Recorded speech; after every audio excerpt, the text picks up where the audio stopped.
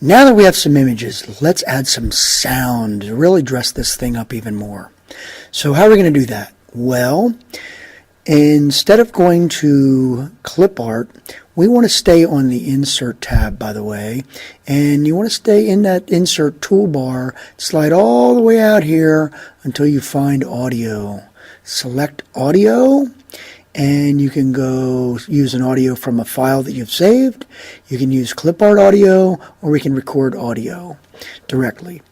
Since we're familiar with clip art, let's select it. Now it just moved from cat, since we still had that up from earlier.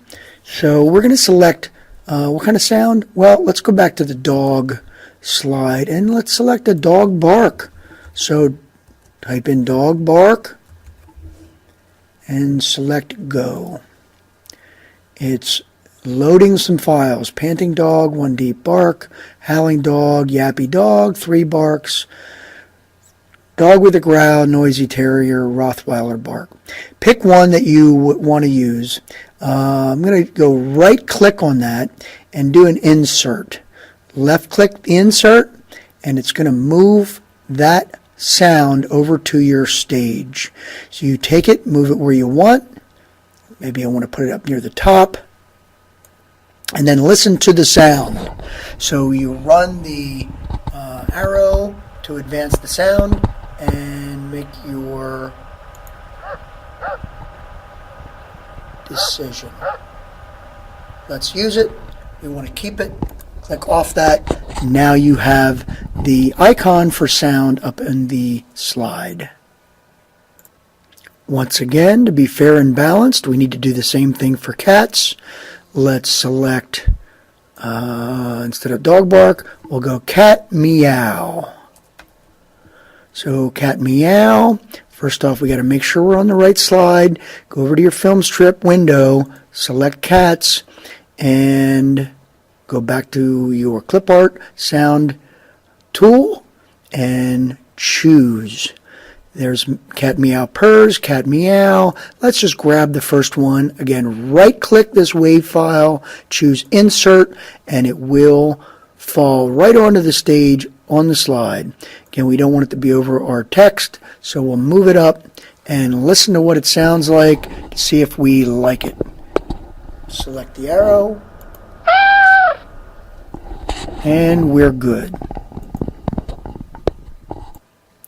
Okay, now we had a little fun adding images and sounds to our project, but we want to wrap this thing up. We, again, need to keep in mind this is for our audience to choose dogs or cats. So we don't want it just to end on cats. We want to end on an even, balanced slide for the audience. First off, in glancing back over this in the film strip window over here, I recalled that I didn't like this slide the way it's so compact. I want to spread this thing out a little bit. So all I got to do is put my cursor here and tab down, return down a couple places, and I'm good. Like that slide now much better. Now we want to end on another slide, so we have to go back to this home tab and add another new slide. Now you can move these slides around different places. If I wanted to find a slide to insert in the middle of the project, all I have to do is slide it up in between 2 more. But I don't. This is going to be my last slide, so I want it to be at the end. And what am I going to entitle it? Well, let's call it You Decide. Or there's one thing that we didn't even consider. Maybe it's neither.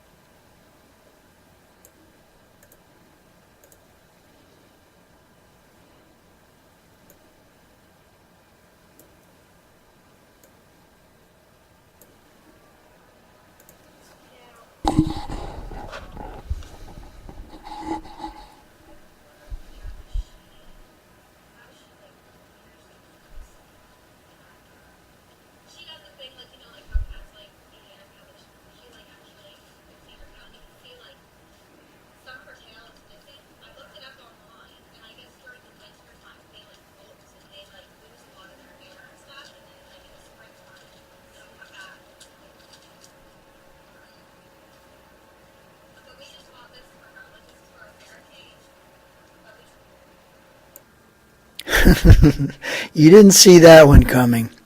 Okay, as in any other project that you complete, you want to go back and preview it when you're all done, see what it looks like. So if you can recall our first preview, we went back to the slideshow menu and we want to start from the beginning. So we'll select that and then you can scroll down through it on the click of your mouse to roll down through your slide to see what it looks like for your audience's final view. And when you get to your sound icon, you do have to click on it, and when you do so, you just hit the play arrow. And same thing with the next one.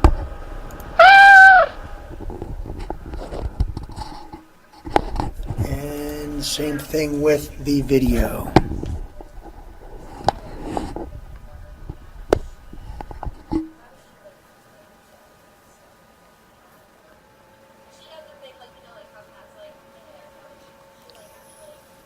You want to make note of any changes you see you'd like to make. Maybe you want an exclamation point here behind neither to state your point. So any kind of edits you want to make, you make note of and then go back and make those changes as needed. Hope you enjoy your PowerPoint presentation skills.